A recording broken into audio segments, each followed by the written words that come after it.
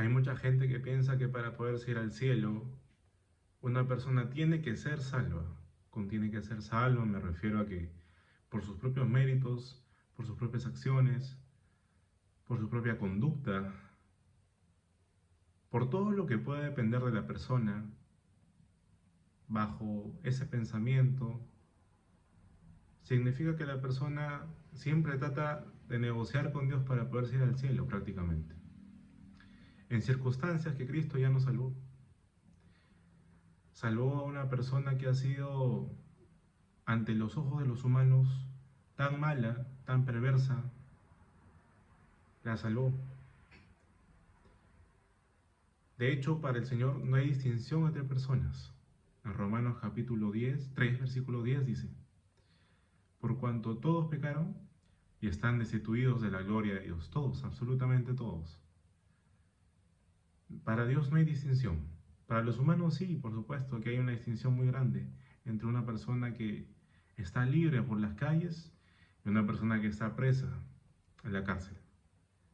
Pero para Dios no hay relevancia alguna.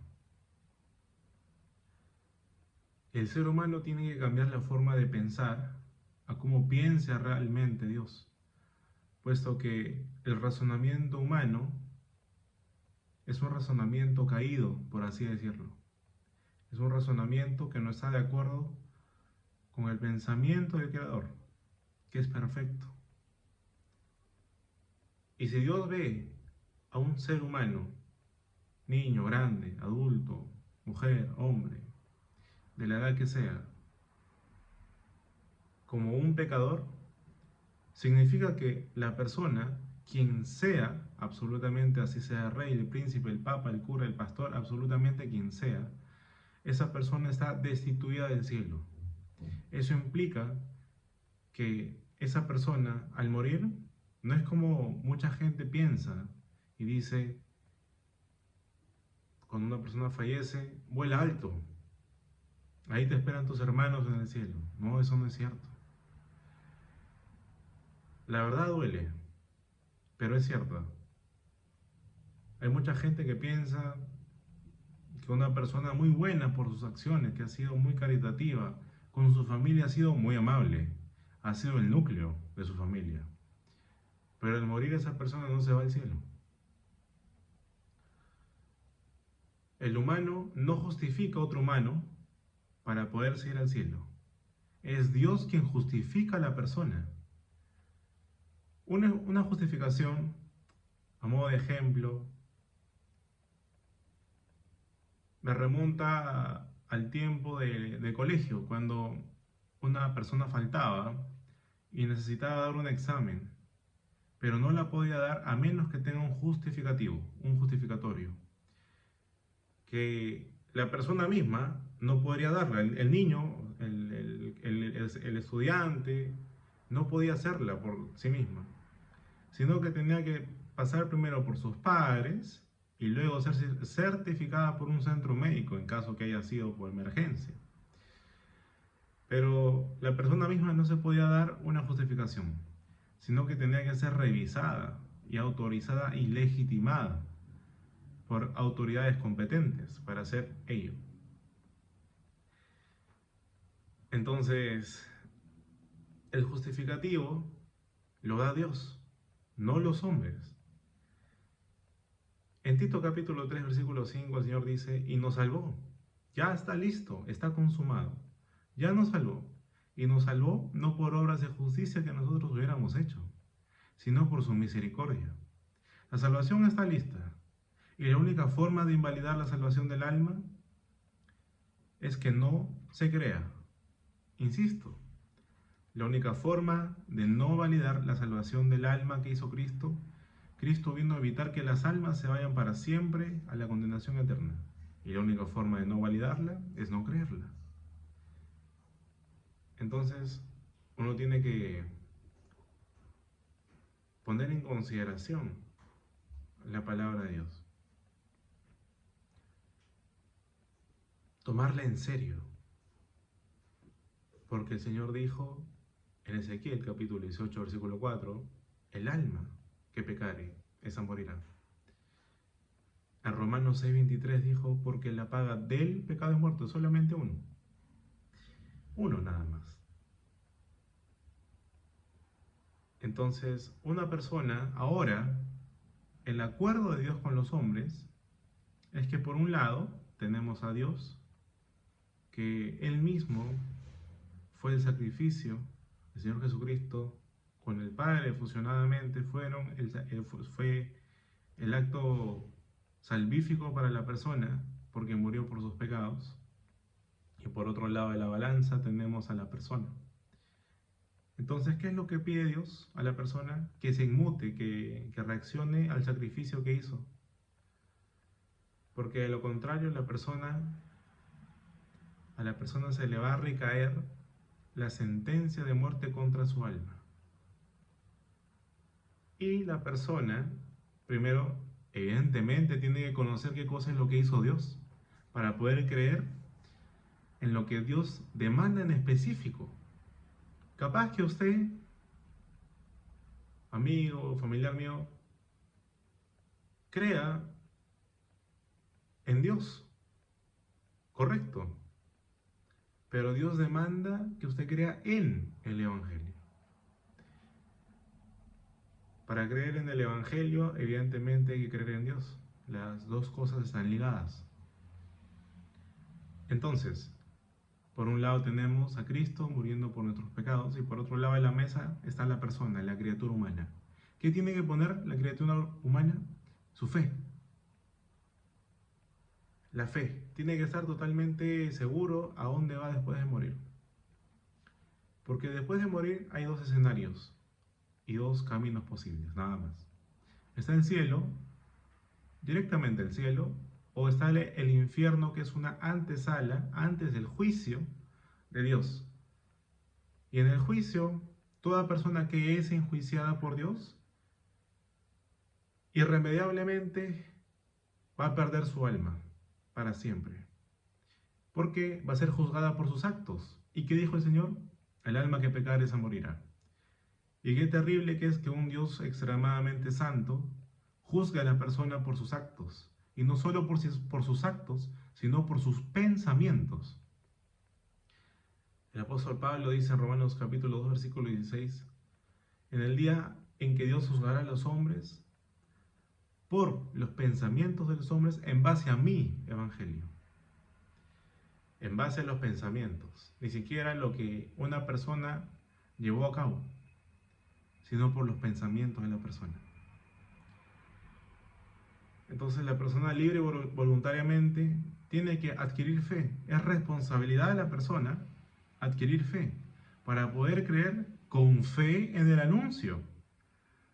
Porque para creer con fe, primero hay que saber qué es lo que hizo Cristo. Uno no puede creer con fe en algo que no conoce, no sabe. Y una vez que conoce a la persona qué es lo que hizo Cristo, la persona tiene que adquirir fe. ¿Y cómo se adquiere fe? Por la palabra de Cristo. ¿Y cómo es eso? ¿Cómo? Por la Biblia. Una persona, como un ejemplo, ¿eh? Es decir, que es como si de la nada viniese una persona y me dice, te invito a mi casa a comer. Y yo me pregunto, oye, esta persona de repente es un asesino, ¿qué quiere de mí? De repente no tiene buenas intenciones conmigo. ¿Quién es? No lo conozco, no sé por qué.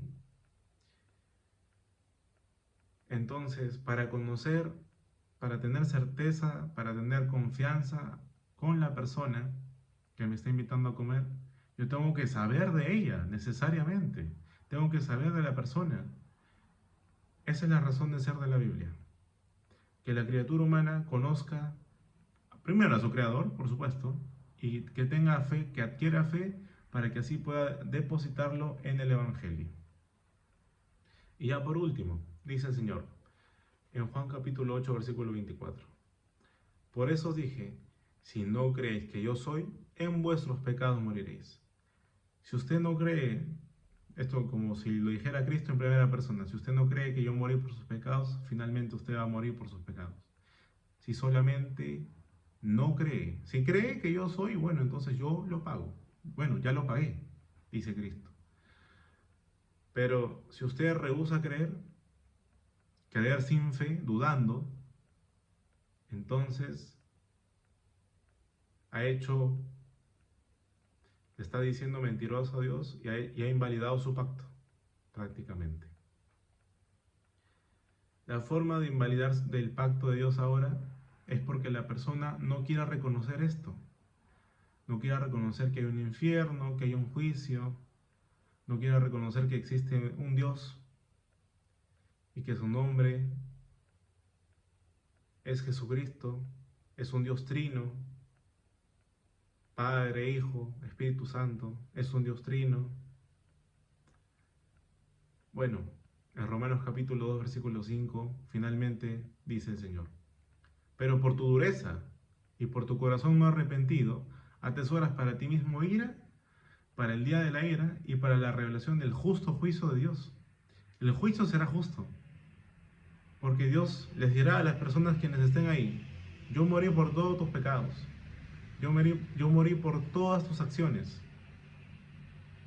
yo no te pedí que tú cambies tu vida, yo te pedí que tú creas con fe en lo que yo hice, para que así yo te pudiera justificar. Entonces, una persona que esté ante el juicio de Dios, el juicio será realmente justo. La persona se merecerá el infierno, porque no lo creyó, murió por sus pecados, invalidó el pacto de Dios.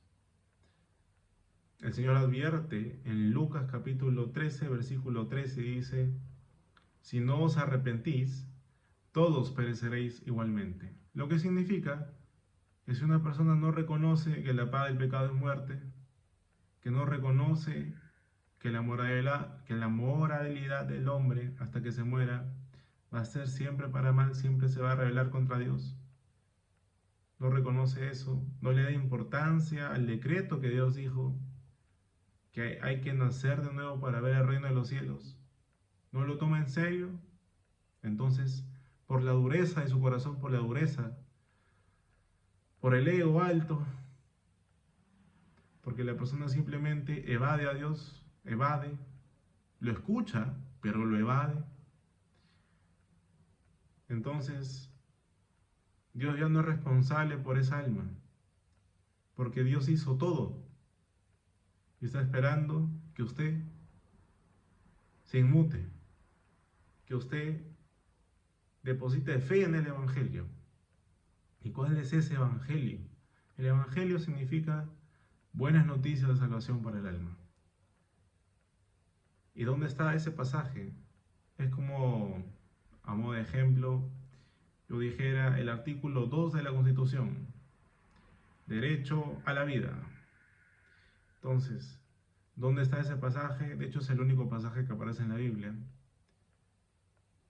que Dios le reveló al apóstol Pablo, el único apóstol, que dice en 1 Corintios capítulo 15, versículos 3 y 4, que Cristo murió por los pecados de nosotros, conforme a las Escrituras, y que fue sepultado y que ha sido resucitado el día tercero, conforme a las Escrituras. ¿Cómo se interpreta eso? Que por nuestros pecados, por nuestras transgresiones, por nuestros malos pensamientos que recaen sobre nuestra alma, finalmente Dios lo quita para todo aquel que cree. El Señor dice en Juan capítulo 5, versículo 24, para concluir este video, dice: el que oye mi palabra y cree al que me envió tiene vida eterna. La condenación no viene, sino que ha pasado de muerte a vida. No viene condenación, no va a venir a juicio, porque ya se libró. No viene a juicio porque no hay una razón de ir a juicio, porque la persona ya le creyó al Señor. Y cuando una persona ya le cree a Dios, le cree su salvación del infierno, de esa salvación, no de una salvación de una vida en el pecado, una vida de drogas, no, eso no existe, eso es ficción. Eso lo han inventado los religiosos, pastores, curas católicos, bueno, todas las religiones. en síntesis. Simplemente al que cree. ¿Y usted cree? ¿Cree que Cristo murió por sus pecados? ¿O aún está dudando? Hay tiempo mientras usted tenga vida. Mientras usted viva en su cuerpo, aún hay tiempo. Pero ese tiempo se acorta.